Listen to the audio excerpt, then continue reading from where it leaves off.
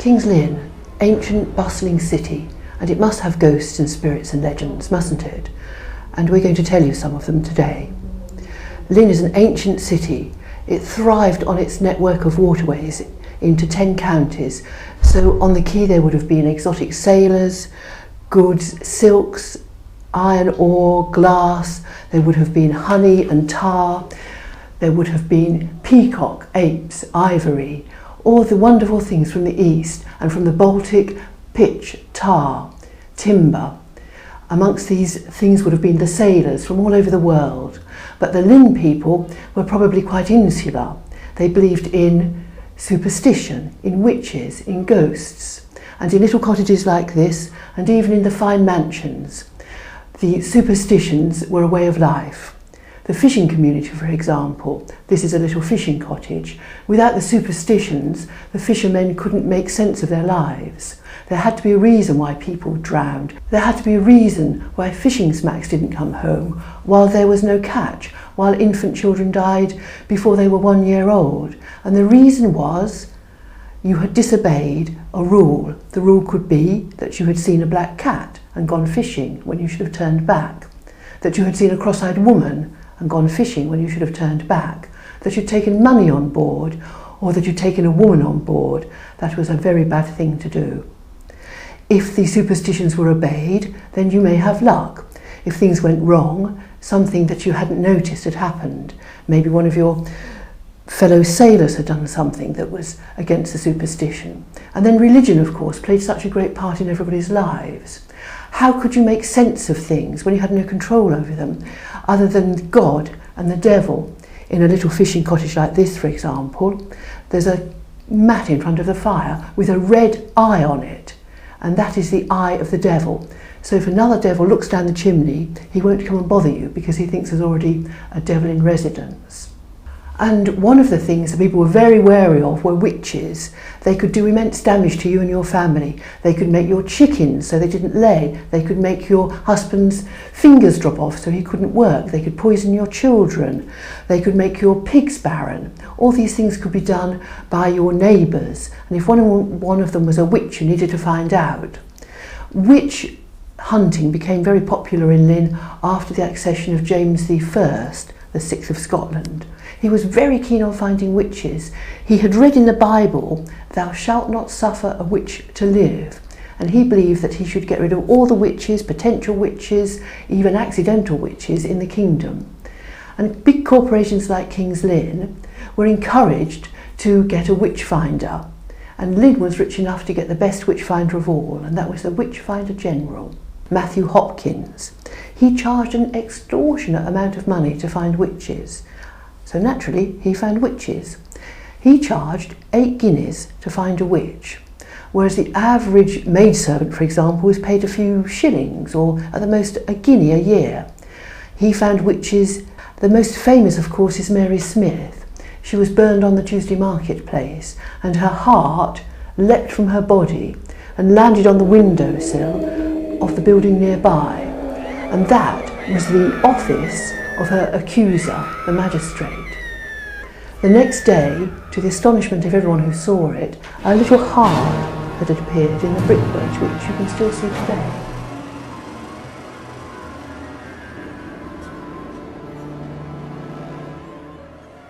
Now, another way to get rid of spirits and ghosts, if it wasn't caused by a witch, was to get an exorcist. And in Lynn, we've got a lovely little old house, tiny to live in. It's called the Exorcist's House, and I'll tell you a story about that.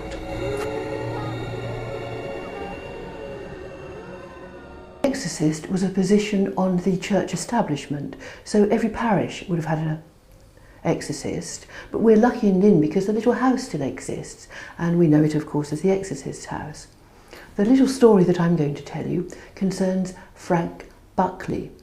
He was well known in police circles and in the BBC for being an expert on the occult. In fact, he had a little spot on the BBC where he'd tell stories about black magic. He was, I suppose, a real Dennis Wheatley type figure.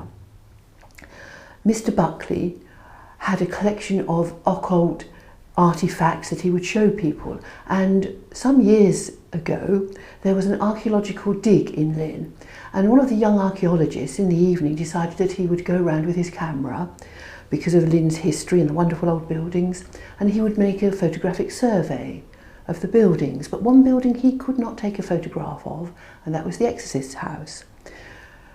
Years ago, of course, before digital cameras, there was a roll of film in the camera, and you took the photo and then you took the film into the chemist and got it processed. Now, however hard this young archaeologist tried to take the photo and make the shutter click, it simply would not work. One day Mr. Buckley came out and said he was a wizard and he had the power to stop the camera working, and that appeared to be the case. He took the young archaeologist into his house and showed him his collection of black magic and occult artefacts.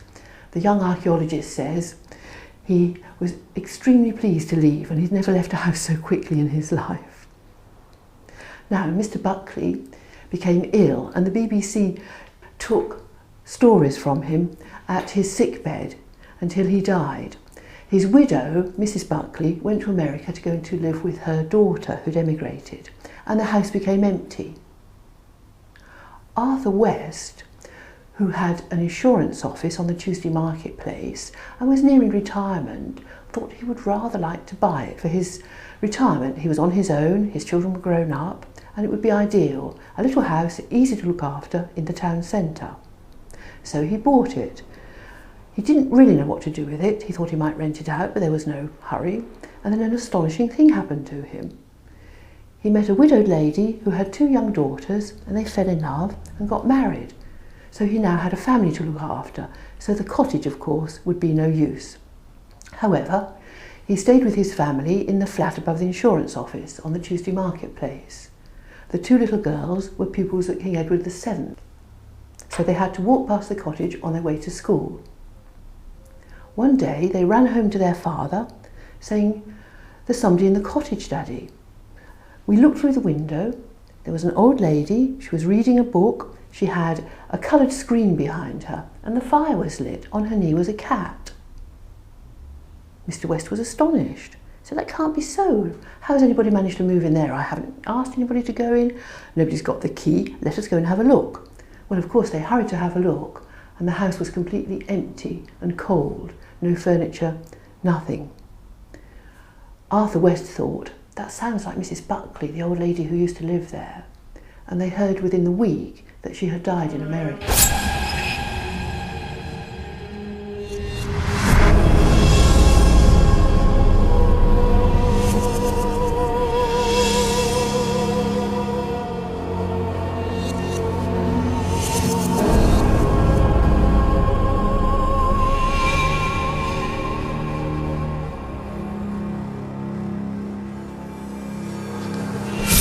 The exorcist's house stands next to St. Nicholas Chapel, which has its own ghost story to tell.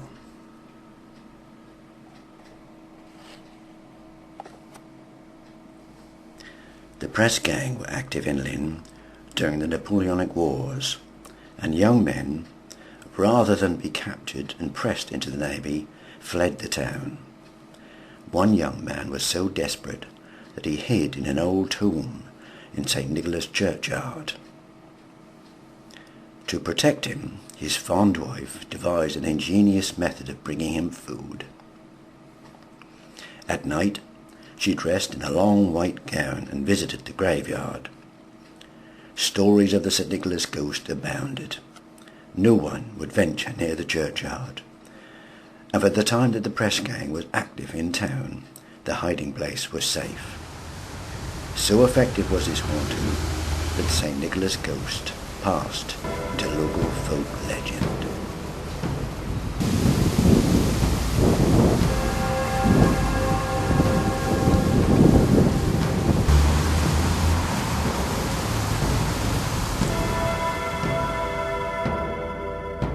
And there's another ghostly connection with this area around Pilot Street, the exorcist's house, and St. Nicholas Chapel. Legend has it that the devil strode across the country, leaving behind his footprints. 2 such footprints lie beneath the cobbles and tarmac of Lynn. One is at the entrance to the appropriately named Devil's Alley, which links Nelson Street to the waterfront, and the other, believed to be from ancient times, in Pilot Street. As late as 1738 at least, Pilot Street was known as Deuce Hill. Deuce was a word meaning the devil, and this area of the town was considered to be full of hobgoblins, sprites, and other indescribable monsters.